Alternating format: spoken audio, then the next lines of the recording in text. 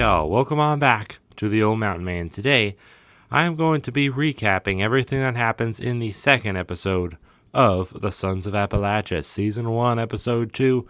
This one is called Who Was Behind Buck? So who was behind him? That's the question we all wanted to know after we finished up Episode 1.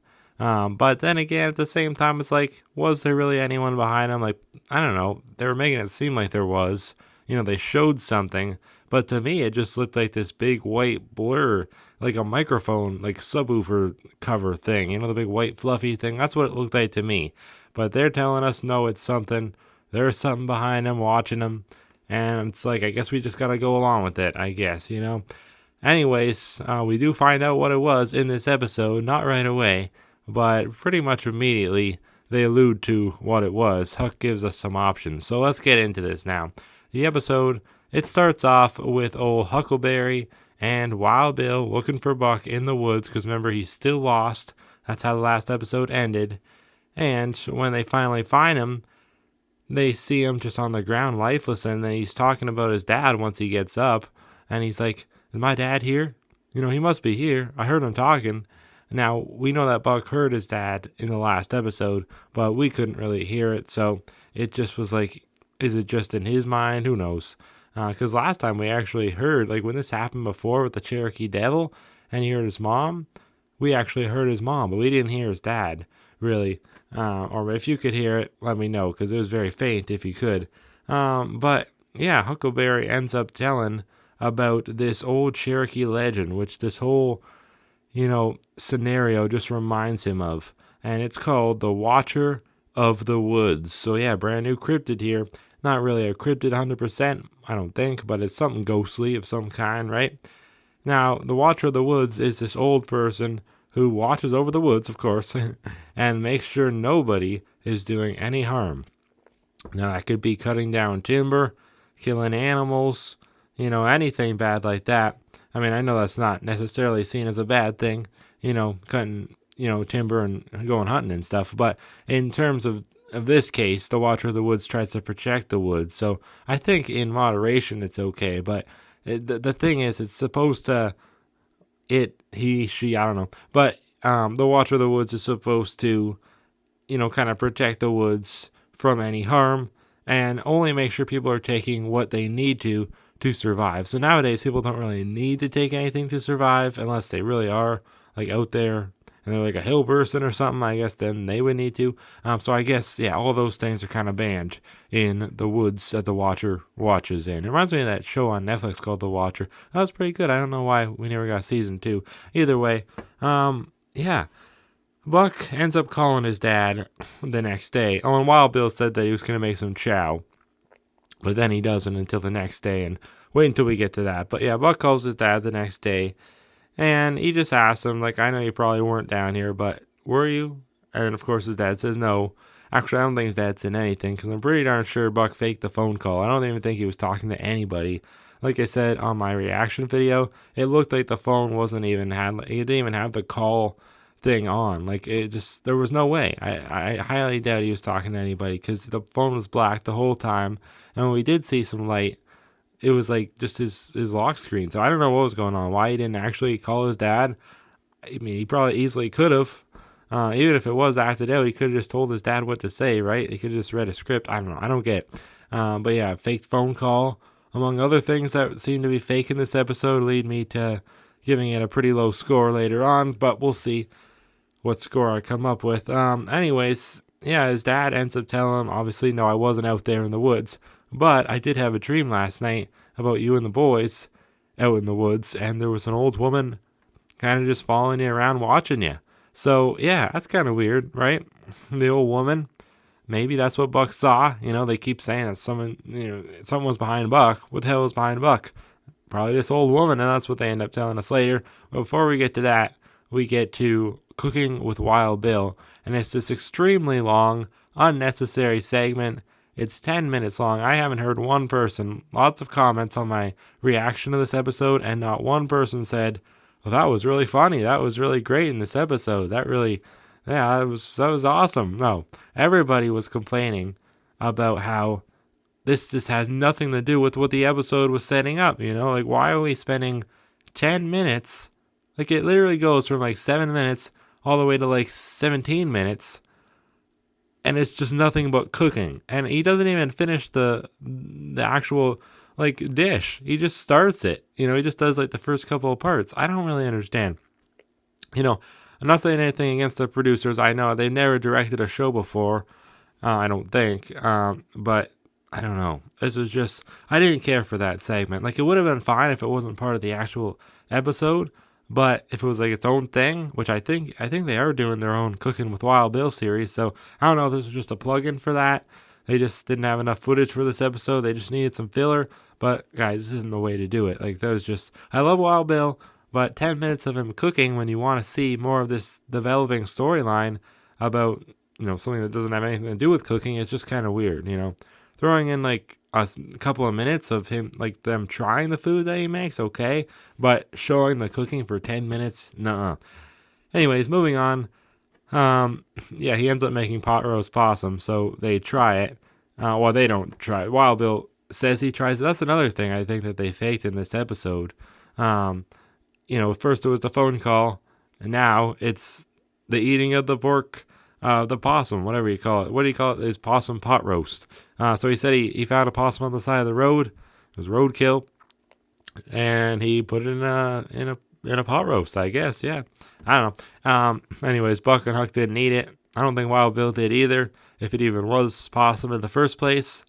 I have a feeling it was, because he didn't eat it. I don't think. He pretended to eat it, but you never actually see the food go in his mouth. Like, he covers it with his hands. He did a good job of hiding it, but yeah, I don't know. I don't think he actually ate any of it.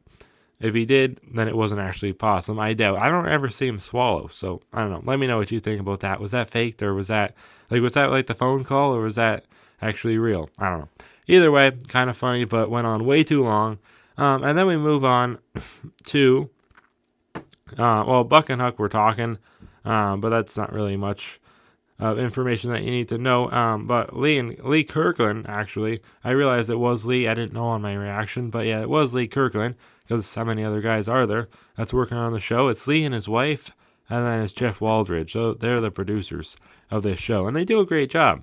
And I think they'll get better. And remember, this is only the second episode they've ever, produced. So you got to give them credit. They're great people, too. So nothing bad against them. I'm just rating the episode. It's what I have to do here.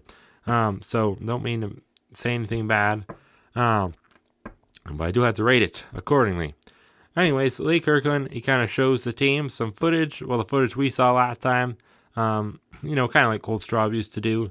He'd say, oh, there was something behind you there. So yeah, that's kind of what Lee did to the team. And then Buck sees it, and he's like, oh boy, I can't do this. And he says this a million times in this episode, like, I can't do this. And he walks away, but then he ends up doing it because he never really quits. But yeah, this is when they believe that it is an old woman indeed. And then, they don't really let that go, that it's like an old woman, like a witch or something, Spearfinger, who knows? They don't actually mention the Spearfinger, but it kind of does get mentioned by the witch later on in the episode. I'm not saying it wasn't a real witch, but I also don't really know if witches really exist. I don't know, I think that they're faking some stuff in this episode, but it's fine, they want to make an entertaining show for us. I just wish they'd do it without 10-minute cooking segments and try to make it a little bit more realistic. Anyways, let's get back to the episode. That night, Buck and Huck and Bill, they all go out into the woods. They find the spot where Buck went down, and then Huck tells of another old legend called the Weeping Woman. So I don't know why I didn't mention this earlier. I guess they didn't know it was a woman 100%. And her family, her entire family, was wiped out by a massacre. We don't know when she lived. I don't know if she was one of the Native Americans or what.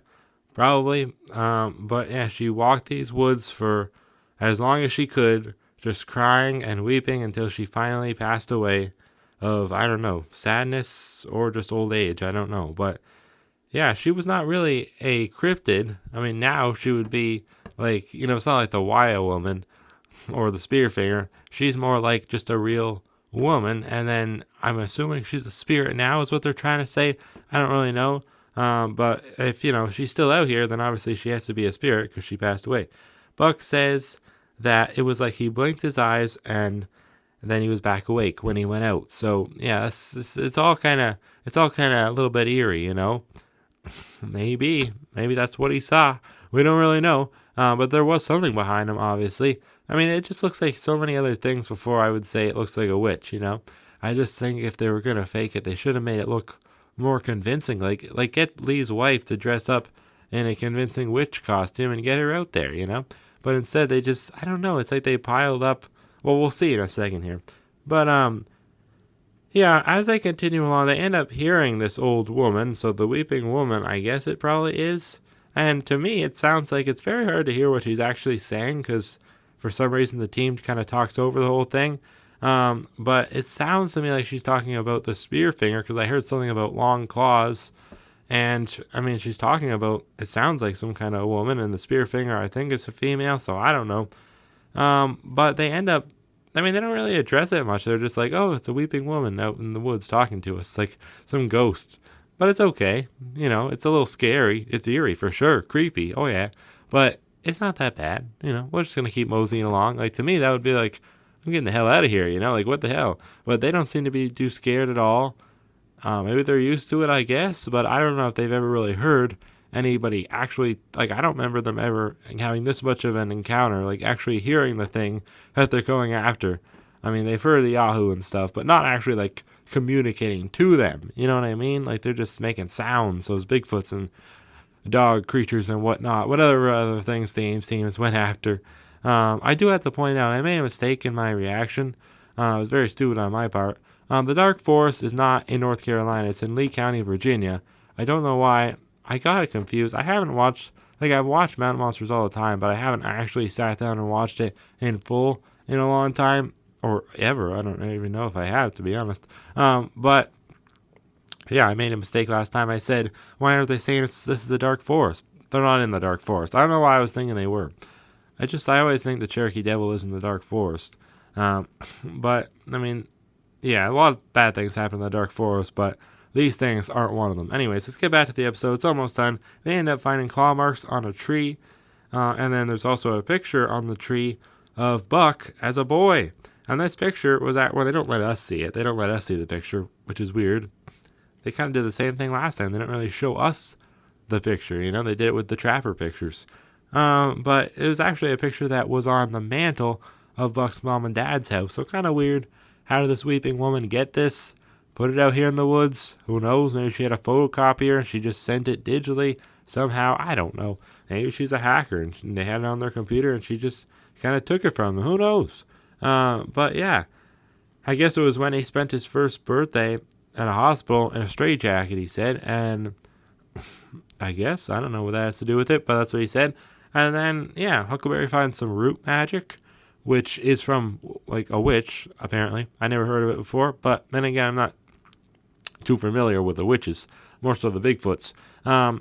But yeah, it's like a clump of roots tied up, and then there's something inside. But if you open it, like, it's not a good thing. It's almost like you're marked for death, but they didn't say that. But don't open it. Don't step over it. You know, put it back where you found it type of thing. But there's probably something special in there used for a curse. It could be anything, but we don't know what it was. Because Huckleberry never opens it, of course. Anyways, this root magic, Huckleberry just puts it down, and then the SOA team sees the damn witch. They see her. They see her in the nightlight. They see her. Yep. There she is.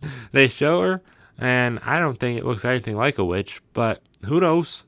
Not going to say they faked this, but I also won't say that it's 100% real, because it definitely doesn't look too real to me. But then again, I don't really know what a real witch would look like, you know? Probably not the Sanderson sisters, I would say. Probably not like that from Hocus Pocus. But either way, it just looks like a big microphone cover thing, a big broom, kind of like a mannequin they made. I don't know. Either way, it's a fine episode, but not that great, in my opinion. I hope it gets better, this show, because if this is all they're going to put out for us, then I don't think it's that great. But, oh well, I give it like a 4 out of 10, I decided. Yeah, it's just not very great. There's 10 minutes of Wild Bill cooking, which I didn't want to see, not in this series anyways, and just a whole lot of stuff that I felt was like faked and didn't seem like it was 100% real anymore. In Mountain Monsters, I know some things were fake, but at least they they tried to make it feel more real. Here, it's like they didn't as much, and it showed. But anyways, it was what it was. Nothing against the producers; they're great people. And I liked the episode a lot. It was still a lot of fun. I hope y'all enjoyed it too. Let me know what you thought of it down in the comments below. As always, I thank you for watching, and we'll have another recap and reaction up next week or whenever they decide to put out episode 3. Anyways, yeah, it ends with Wild Bill just kind of saying it's a witch. So no real big cliffhanger here other than the fact that they saw a witch. Or did they? I don't know. Anyways, thanks again for watching. See y'all next time on the Map Man. Hoorah! We gonna catch a monsters.